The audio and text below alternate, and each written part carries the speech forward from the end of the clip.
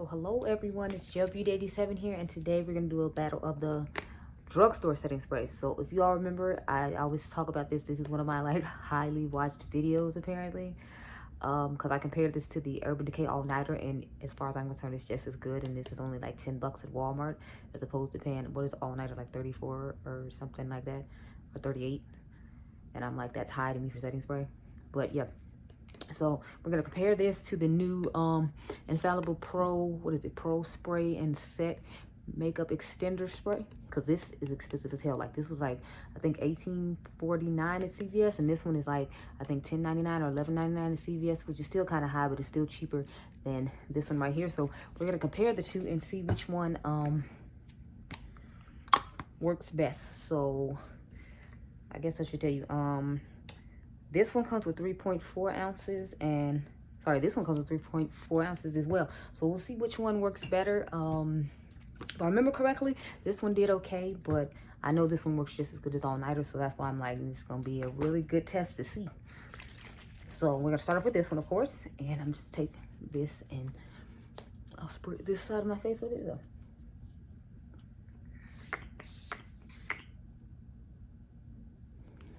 And y'all know I normally like to press my setting spray in, but I don't think I brought the sponge in here with me, so we're not gonna be able to do that. So we're just gonna have to let it sit on the face.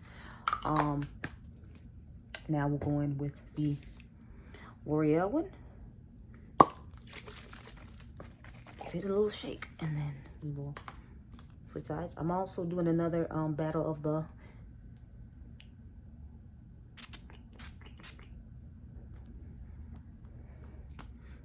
it seems like the spray on this one is a little bit better than the one on the Maybelline. If you all remember in this video, I talked about how I didn't like the sprayer on it and I was gonna have to change it out. I'm gonna change out the one at home. The one here will just stay, you know, the way it is, because I have two separate ones because I like it that much.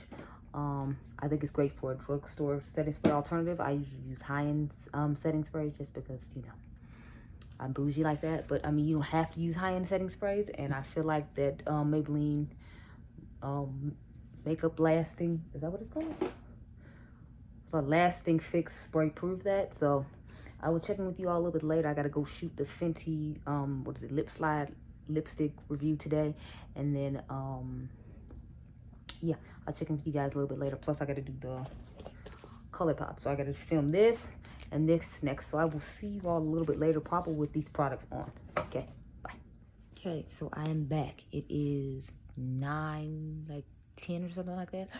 I feel like the eyeshadow is not nearly as bright as it was when I first put it on, like especially this green. I feel like it just looks kind of dull now on both sides, but you know, whatever. The nose is oily as always. I feel like the forehead looks kind of shiny too, so. But as far as the cheeks, I feel like they lasted both about the same, as odd as that is. The setting powders, I feel like they lasted about the same as well. I ended up not going to get the gas though, so they didn't get anywhere outside today, unfortunately. Lipstick is actually still on. It's not nearly as much there as it was before, but I haven't eaten yet, so maybe that's why. But I thought it was gonna wear off like the Fenty Gloss Bomb, but it didn't, so it stays and lasts pretty well. So when it comes to the face, I feel like both sides of the face look pretty even when it comes to both products. However, I do feel like the Nakia Joy side, when it comes to setting powders, this side I feel like still looks smoother than this side does. And you all know we had that whole fiasco with the powder right here when I sprayed my face to press in the powder, like it taking off my foundation and concealer and everything else I had sat here, if you remember earlier in that video. So I guess you can go with the Nakia Joy powder. However, just be prepared to wait a super long time. Or if you don't, you know, set your face the way I set my face, where you press the powder in to make sure it's blends into the skin nicely, then you can go with the cream shot powder, because it's not a bad powder. It's just more of, that was the first time I ever had that happen. But in all fairness, like I said, I was using the Too Faced Hangover spray when I sprayed it when I first used it. So maybe you just have to use it with certain setting sprays when you press it in, and then you don't have to worry about that whole fiasco happening there. But yeah, as far as the setting sprays go, I feel like they look exactly the same. So I would just recommend you buy the Maybelline one at the end of the day, because it's cheaper. The Maybelline one is $10, and that L'Oreal one, like I told you all, at CVS, I found it for like damn near $20, and I was like, whoa, L'Oreal, did you forget this is a drugstore? What do you think you're doing? The eyeshadow palettes, I like both of them. We weren't really supposed to be reviewing that. I just keep looking at my eyes. They're two different, you know, like styles. That's why I keep talking about it. Oh, and I have on the Patrick Ta blushes again today. I have on Do We Know Her? The peach one I told you all I was going to put it on. And then I put it on She's Adorable on top of it. And I think it looks gorgeous. Just a random side note. The highlighter I had on, I feel like it has disappeared when it comes to this side. But I feel like on this side, you can still see it. But I feel like it started off more pigmented on this side than this side. I had on the Nakia Joy highlighting palette, by the way, too. So, if anybody cared. But anyway, the lip.